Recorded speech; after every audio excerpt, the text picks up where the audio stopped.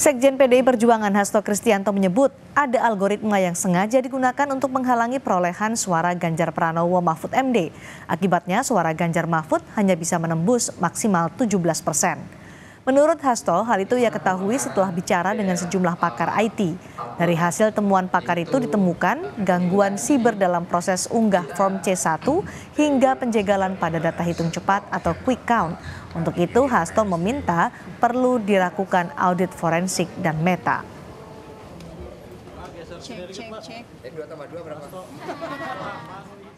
Para pakar IT yang menemukan persoalan yang sangat fundamental, misalnya dimasukkannya suatu JSON script, suatu algoritma untuk ngelok agar perolehan Pak Ganjar Mahfud itu hanya maksimum 17%. Kemudian juga suatu program untuk mengunci autentifikasi terhadap multifaktor yang seharusnya tidak sembarangan orang bisa mengupload C1. Juga data-data bahwa quick count pun itu diintercept. Nah, sehingga dari kejadian-kejadian seperti itu kami dalami dan ini memerlukan suatu audit forensik serta audit meta C1. Adanya temuan soal penggelembungan suara untuk parpol tertentu, Partai Gerindra menilai setiap partai saling tuduh soal penggelembungan suara. Namun Gerindra yakin jenjang kontrol dalam pemilu sudah ketat sehingga jika ditemukan pelanggaran, Bawaslu di daerah akan memprosesnya.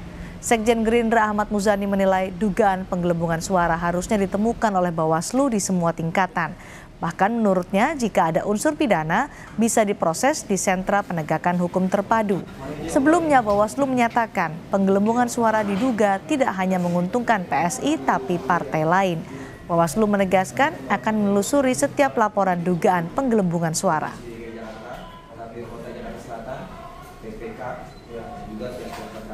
Isu tentang itu kan juga terjadi hampir di semua partai politik peserta pemilu. Semua saling menuduh, semua saling menyangkakan bahwa partai A, B, C, D, dan seterusnya melakukan tindakan penggelembungan. Karena itu mekanisme dalam undang-undang pemilihan umum itu kan berjenjang.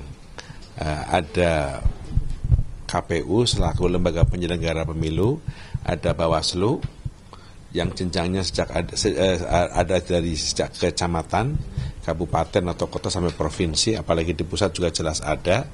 Dan setiap pelanggaran yang ada setiap dugaan pelanggaran yang ada di bawah mestinya sudah ditemukan oleh Bawaslu di semua tingkatan.